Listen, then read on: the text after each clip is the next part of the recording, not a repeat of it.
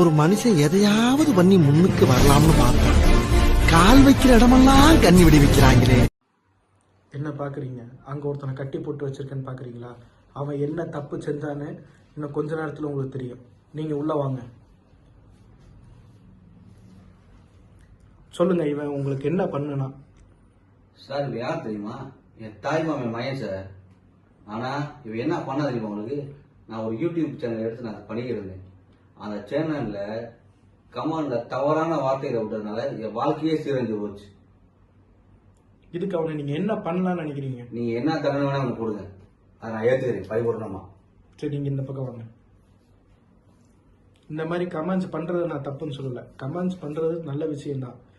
அதை எந்த மாதிரி பண்ணணுமோ அந்த மாதிரி தான் பண்ணணும். தப்பான கமெண்ட்ஸ் பண்றது பின்னாடி எத்தனை பேரை பாதிக்கணுங்கிறது கமெண்ட்ஸ் பண்றவங்களுக்கு தெரியறது இல்லை.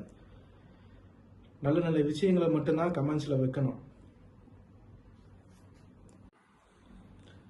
நம்ம வளர்ச்சியை கெடுக்கிறதுக்கு வெளியே இருந்துல யாரும் வர வேண்டாம்.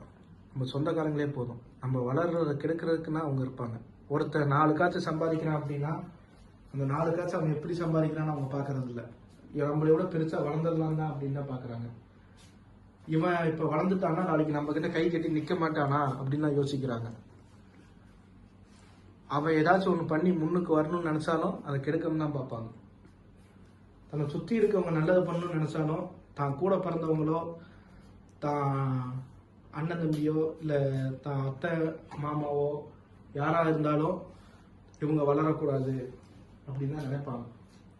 அதான் உண்மை. இதெல்லாம் கடந்து ஏதாச்சும் ஒன்று சாதிக்கணும்னு வந்தா இந்த மாதிரி கமெண்ட்ஸ் வரும். அதையும் மீறி வந்தா சில பிரச்சனைகளும் வரும். உள்ளவானே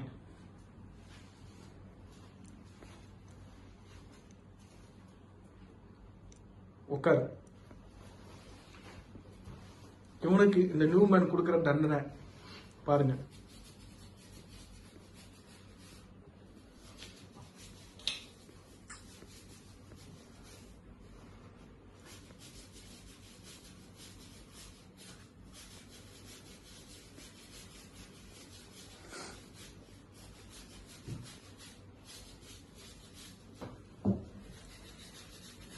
என்ன பாக்குறீங்க? இந்த தண்டனையை பார்க்கும்போது சிரிப்பு வரத்தான் செய்யும்.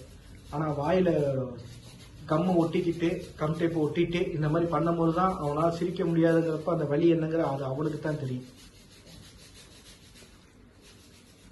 இனிமேல் இவ இந்த மாதிரி பண்ணக்கூடாதுங்கிறதுக்காகத்தான் இந்த மாதிரி தண்டனை. யாரோட வாழ்க்கையை யாரும் கெடுக்காம இருக்கணும். இது தொடரும்.